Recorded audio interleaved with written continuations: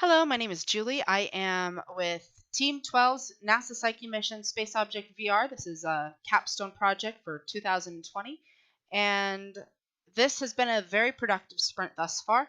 We've gone ahead and extracted information out of SPICE for the orbit of Eros in relation to the Sun.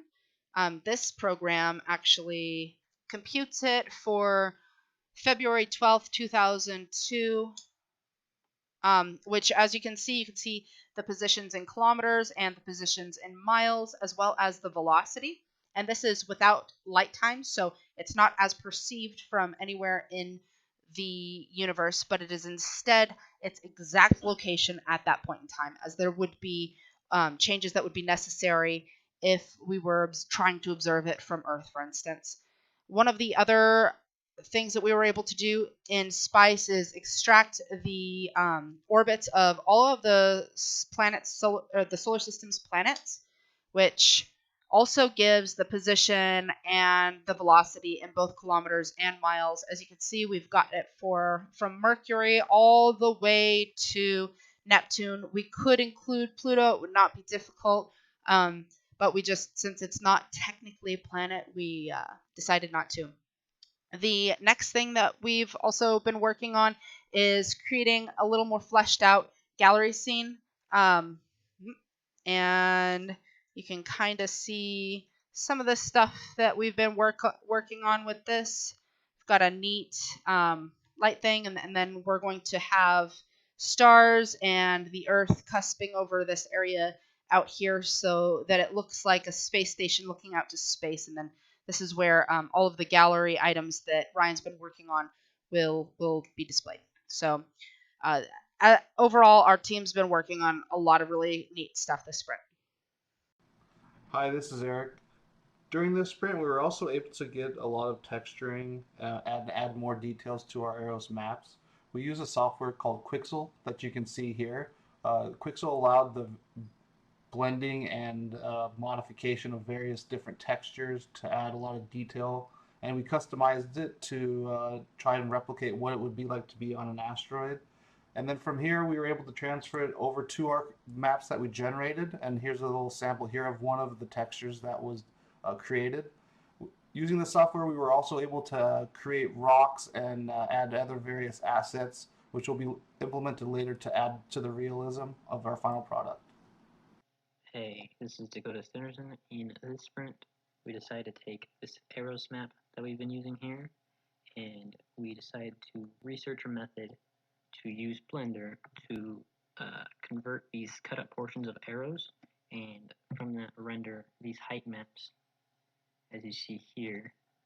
And with that, we were able to import these height maps into Unreal Engine to create these landscapes such as these that highlight these cut out portions of arrows that were interesting. In future sprints, we are going to texture these landscapes as well as add a unique boundary box to each level and other optimization features, as well as adding more assets that we've compiled from our project into Unreal and put them onto these maps. Thank you very much. Hey, this is Nate Bergen. In this sprint, we added a few more 3D models to our project. Last sprint, Ryan talked to you about the gallery mode, in which you could view, resize, and rotate different 3D models that you find throughout the NASA Eros VR experience.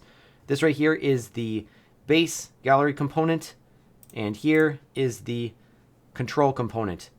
What you're looking at is just the 3D grayscale models, which do not have any textures or material applied, but in the future, we hope to use Quixel to add materials and textures to these 3D models. Now, turning our attention to some more space-themed objects, we added a sun and an earth model, which we are hoping to combine with real data that Julie was able to extract from the NASA kernels to give our solar system a more realistic location, rotation, and speed when you're looking at that portion of the experience. We also added this hologram effect, which looks pretty cool. We hope to use this in the gallery mode or possibly another portion of the NASA Eros VR experience. And then finally, we added this International Space Station, but ran into some trouble. It ended up breaking it into lots of different pieces. And one of my tasks for next sprint is going to be trying to put Humpty Dumpty back together again. Hi, this is Ryan. In this sprint, my goal was to update our demo. So for that, I did two main things. I integrated a save system that I implemented into the project. An example is our gallery item, which you can pick up and drop and rotate and scale. So on the drop, it's going to update our save, which is going to get the information that we want, which is that transform, location, rotation, scale, and it will save that to our save structure so that for each item that you pick up and drop, it will know where it was when you left it. The gallery scene will let you arrange those in any way you want. So the save system is going to track all kinds of data as you go throughout the game, and I found that useful for this sprint because I was going to go through and recreate the project flow from beginning to end. I have made placeholder maps, some of which are more developed than others, going from the opening menu and credits all the way through to the ending credits, and in between it's mostly maps of the player on different parts of Eros, the maps that you saw Dakota developing. The feature you see here is our solar system map. Right now everything is hand-drawn, but we are using Julie's real data in this going forward to display all of the objects of interest to us in real time throughout the progression of the game.